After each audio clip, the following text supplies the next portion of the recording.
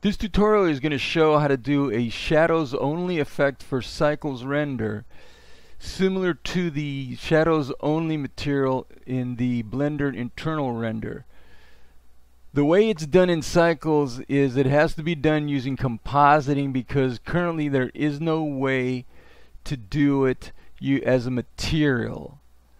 You can get kind of close to the effect in using a material, but you can't. There's no way to get the shadows except to use a compositing method.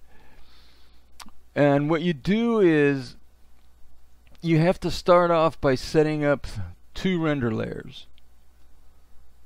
One being a render layer that's going to have the objects that you're going to put, that are going to be in the foreground, that are going to be on top of whatever the background image is going to be. And the other layer is going to be the layer that's going to capture the shadows of the objects. In the objects layer, you're going to put all the objects that are going to be in the foreground in layer 1, and you're going to select the scene layers 1 and 2. In the shadows only layer, you're going to put the plane that is going to be used for the plane where the shadows are going to fall. And what I've done in this case is I've created a very large plane because I want to project the shadows onto an image that's of an open field with some houses and mountains in the background. So I've got a large plane here that extends pretty far into the distance, so that I can make sure that I have the correct angle for the lamp that I'm using to mimic the position of the sun. So what I've done here is I've got this very long plane, because I've got, in the shot that I'm using for the background image, the sun is low in the sky. And this plane basically has a material which is just a diffuse material consisting of nothing but a diffuse node connected directly to the material output. In this case it's white, with a brightness of 1 and no roughness at all. You want to use white because this works best for capturing the shadows, especially if you want to also capture reflections off the objects, which this method allows you to do. This method allows you to capture any light bouncing off colored objects, as well as the shadows from the objects. So you want to use a white color with a brightness of 1, so that you get the full brightness from any bounce light off the objects. The objects can be whatever you want. In this case I've got one object with a black diffuse material and a glossy material mixed together. I've got a cube with a glossy material with pink color and some amount of roughness, and I've got a sphere with a glass material on it set to yellow and no roughness at all. You can use anything you want. You can use letters, any object you want to appear in the background. You want it to be in the objects layer. Usually what I use this for is to create titles and captions for the videos that I create. I use this to generate the titles so that I can have shadows on the background image that I use in the title. So that's the way the two layers are set up. The first layer is only the layer number 1, that represents the objects. The second render layer is going to be layer number 2, that represents the plane. So you can see here, layer number 2 contains only the plane and the lamp. Layer number 1 contains only the objects and the lamp, as well as the camera, but that doesn't matter. So what you do then is, once you've got your scene set up, is you want to use, you render it. You don't want to use, You render the scene, and in this case, let me see. I was doing a test render at about 2,000 frames. Let me turn this down so you can. This will render faster. 100. Turn that down to 100, and render it. And you'll see here the first render layer is just going to render the objects with an alpha background. Oh, I forgot to mention that you want to set in the film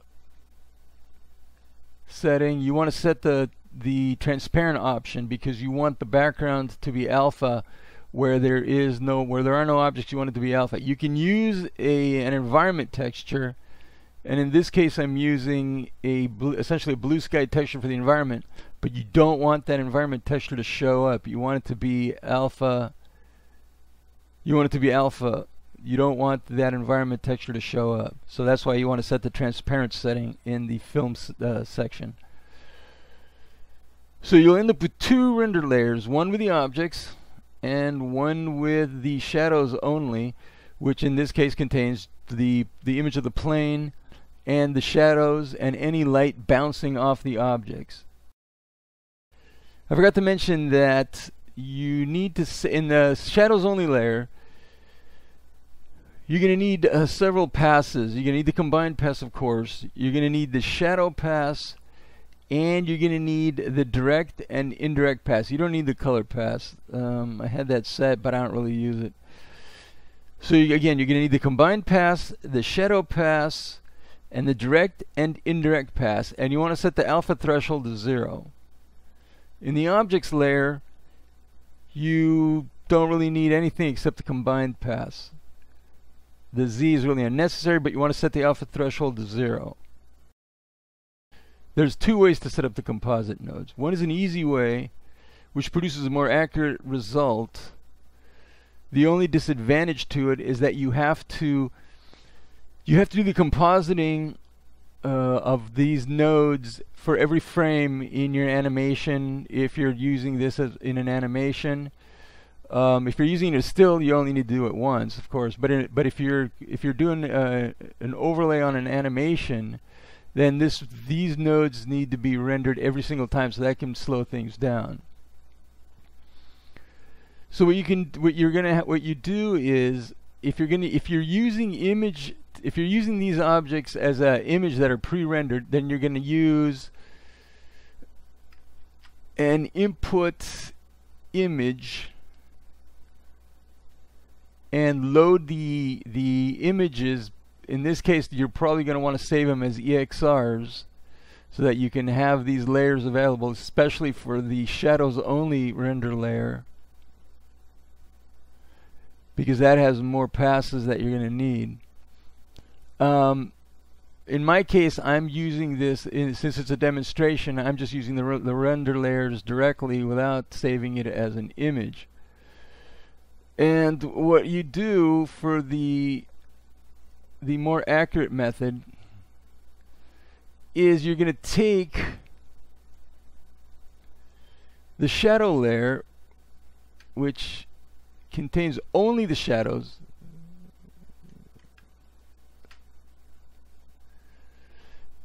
In other words, it just contains the image of the plane with the shadows on it and the black background for the in this case the environment. And you're going to take that and you're going to run it to a difference node, and you're going to do the difference of the shadow layer with the alpha layer.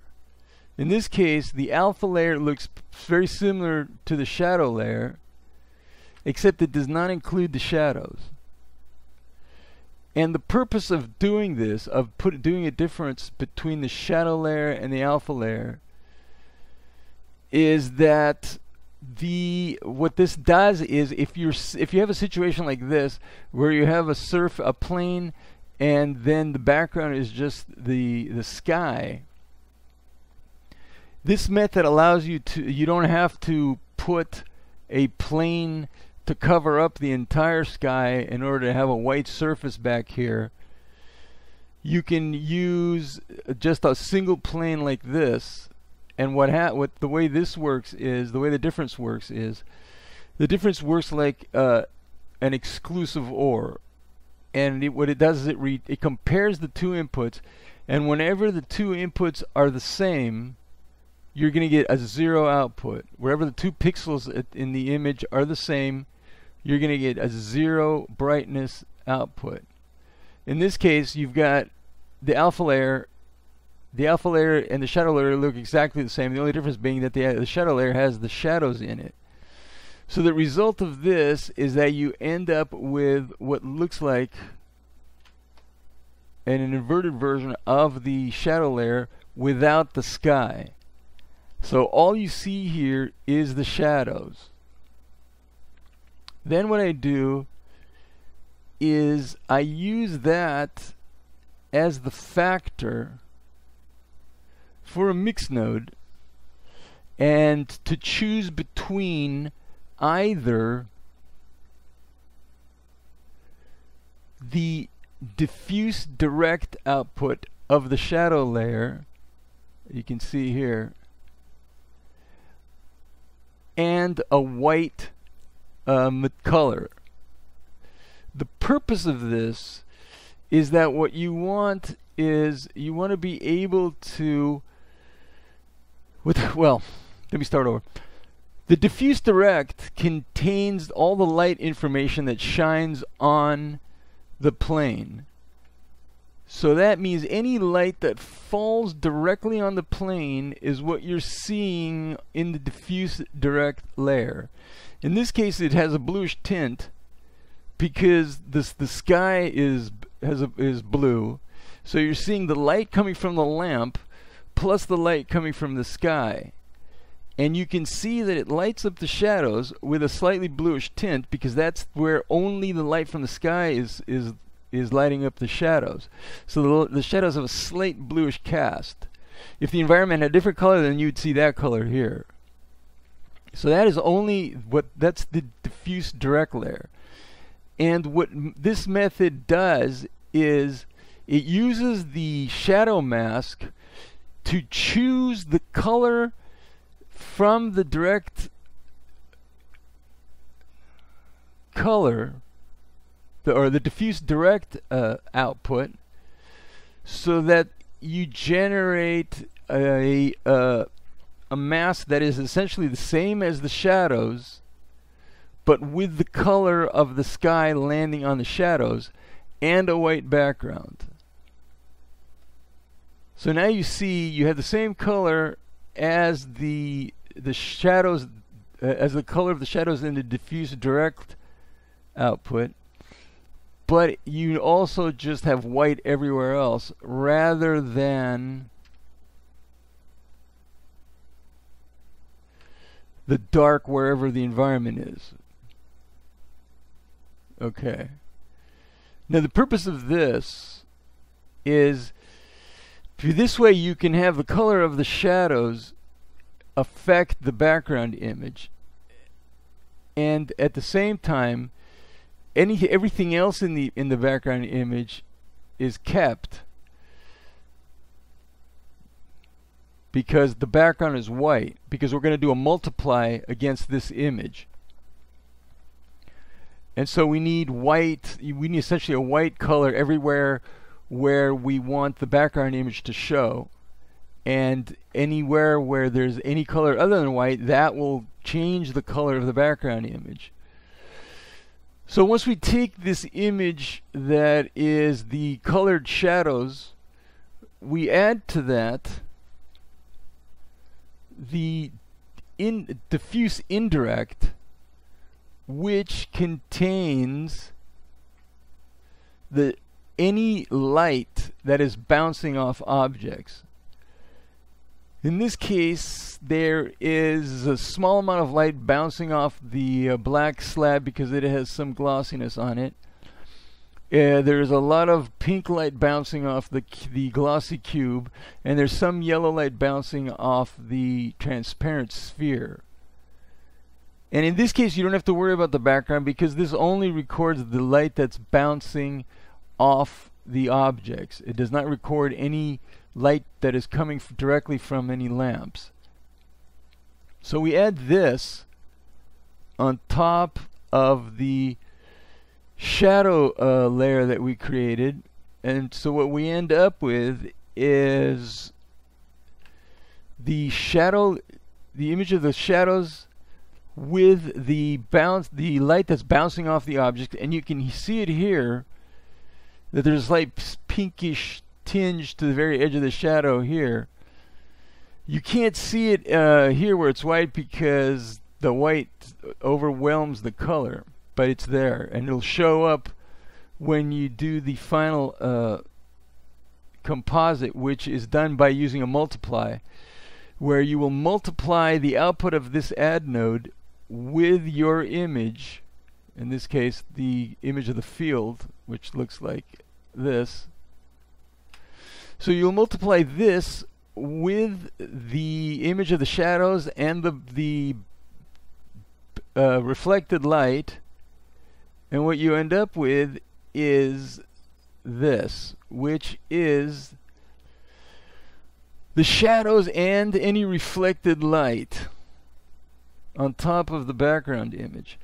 And you can see here that the shadows have a slight bluish tinge, and there's some of the pink light bouncing off the object here, and the caustics from the transparent sphere over here. And then what you're going to do is, to complete the image, you're going to do an alpha over on top of that of the objects themselves, and you end up with a final image which looks like this.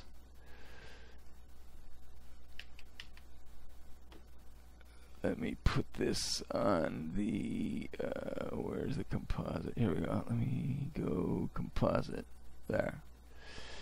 So this is the final image. So you see the objects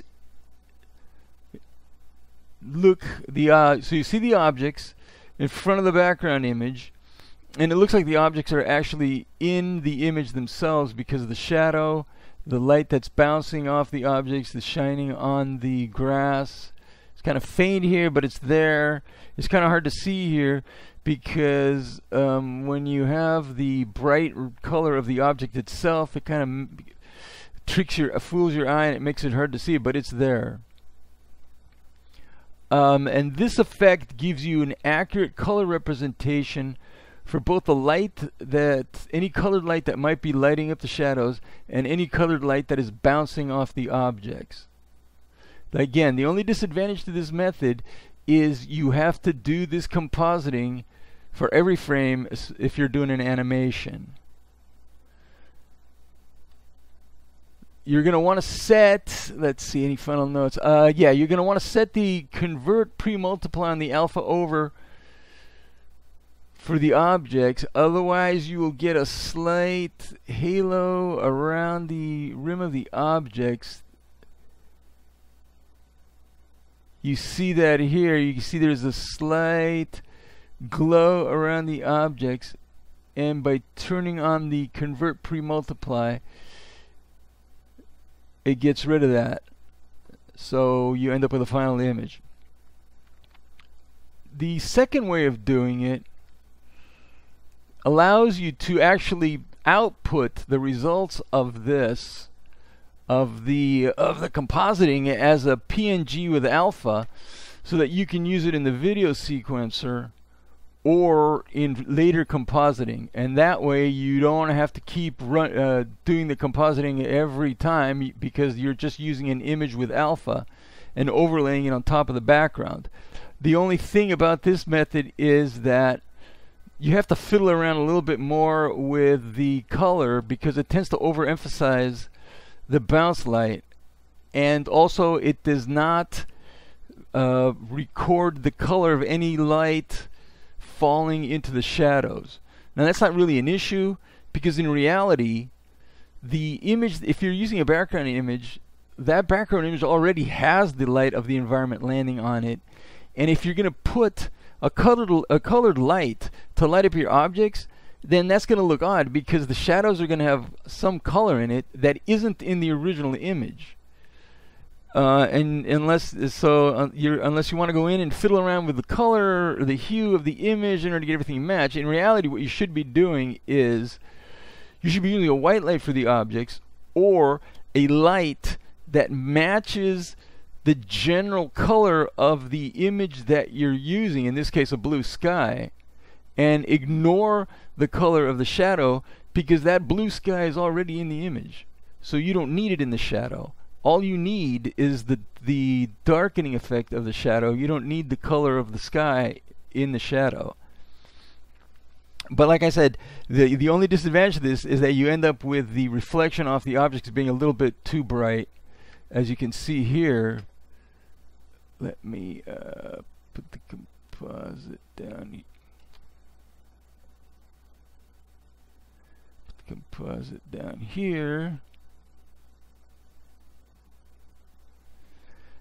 And in this method, you see that the shadows are now have no color in them, other they're just dark. They're just a darker version of the background image. You do have the caustics from the sphere and the light from the cube, and I'm going to show you how to boost that. And the way you do it this method is you do the same thing as with the other method, where you do a difference, use a mix node or whatever color mix node, set the difference, and you do the difference of the alpha and the shadow, so that you end up only with the shadows. And in this case what you're going to do is you're going to multiply it with a well, if you multiply the output of the difference node with black, what you'll end up with is you'll end up with black shadows like you see here, or essentially darker shadows than the with dark shadows with no color. If you change this color to something other than black, you'll see that the shadows now become red, but only the shadows, nothing else is affected. So if you want, if you're, for some reason you want to have red shadows or any other color, you would just set that here. In this case, I just want black shadows.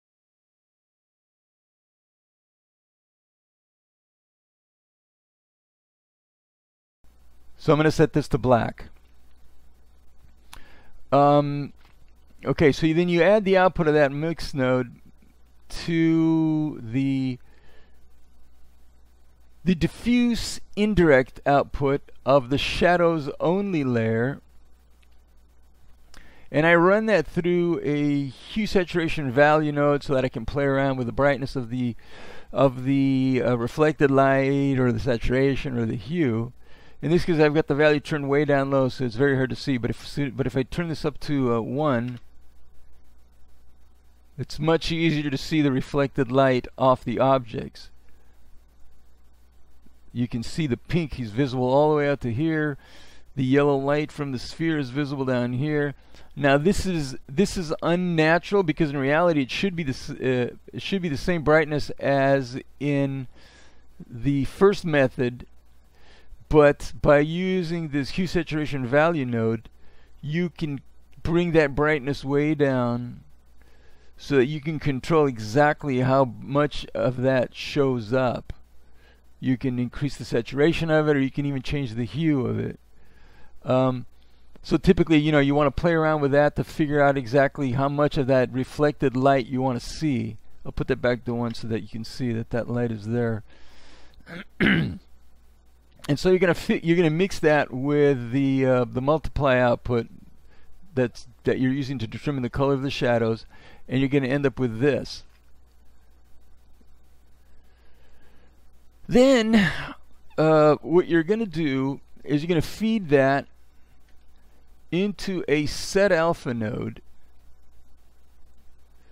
because in order for this method to work, this image needs alpha. And the way you determine what alpha you need for the image is you're going to use the output, the same output that you get from the difference node. You're going to use that with a multiply node to set the alpha for the color, the part of the image that determines the brightness of the shadow and the color of the shadow and the color of the reflected light. And the reason I run this through a multiply node is that way you can control the alpha of the image. If you ran this directly to the set alpha, then basically what you would end up with is an alpha of 1 wherever there's a shadow, and you get absolutely black shadows and you cannot see the background at all. As you can see that here, the shadows become absolutely black, no background is visible.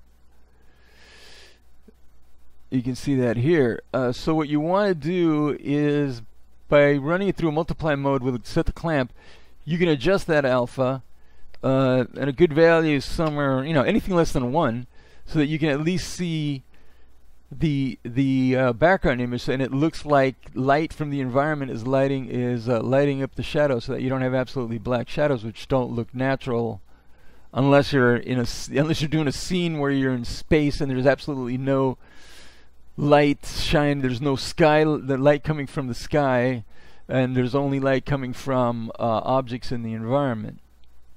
So you can, if you want those shadows to be darker, set it to 0.9. If you want the shadow to be faint, set it multiply by a smaller value. Typically anything less than 0.5, the shadow becomes almost too light and it's hard to see. It's just barely visible here with a value of 0.5. The good value is around 0.6 to 0.7, so that it looks realistic. That's based on how much light you think is in the environment, or you think was in the environment of the background image, so that the shadows looks realistic.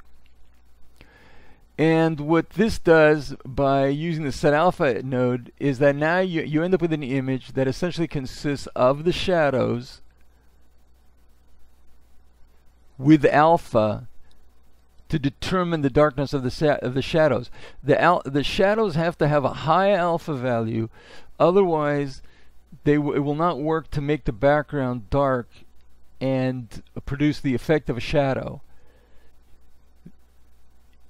The light, the reason you don't see the light from the glow, from this glow here, is because this is light, and light doesn't need alpha. It'll just show up whether there's alpha or not.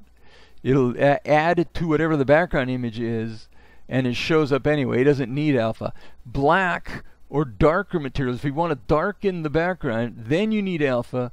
Because of the way alpha works, you need to darken the background image in order for the foreground color to show, which in this case is black, because that's the color of the shadows, or whatever color you've changed. If you decide to use it, if you decide to use a different color, it makes that color more visible.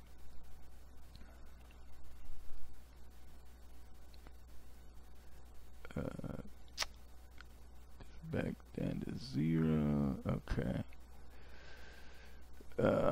Let's see. Okay, then you're going to use that output as the background for an alpha overnode, where you're going to put the objects from the object layer on top of the shadows, so that the final result is this. You have your objects and your shadows. The bounce light is here, you just can't see it because it has no alpha, but it does show up when you do the final composite on top of the image.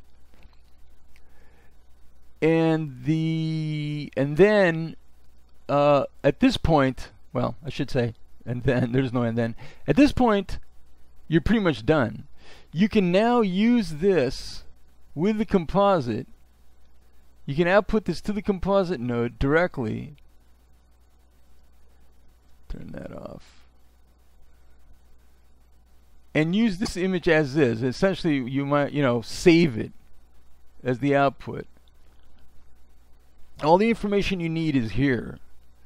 The only thing that I should add is on the two alpha overs, on the alpha over that you're using with the letters, you want the convert multiply turned off.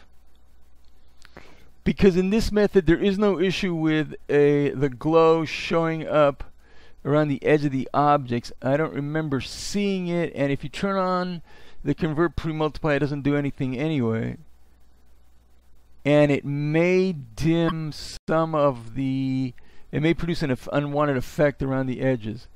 So this method allows you to output an image with alpha that can be used in the compositor. You can take this and use it in the compositor. I use something like this with text instead of these objects for my titles.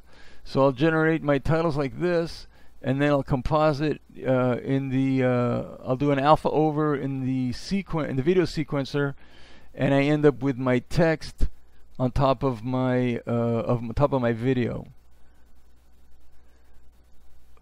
And what you will end up with is something that looks like this. This alpha over node is used with the image to produce the final effect here. In this case, again, see, now you see the bounce light off the objects here, and you see the shadows. Again, this bounce light off this object is a little bright. Probably turn that down by turning down the value here, probably to around 0.5. So it's not excessive. Even that's excessive. 0.3, you know, fiddle around with it so it looks a little bit more realistic. That's probably a good value. It's not excessively bright. Let's see if you want the shadows to be darker. Turn up the multiply value on the input to the set alpha node so that you get darker shadows. You know, set it to 0.9 if you want the shadows to be darker. Set it to some lower value if you want the shadows to be lighter. Trying to think what else. I think that's pretty much it. So these two methods allow you to do it both ways. One way gives you a more accurate representation, but is less flexible.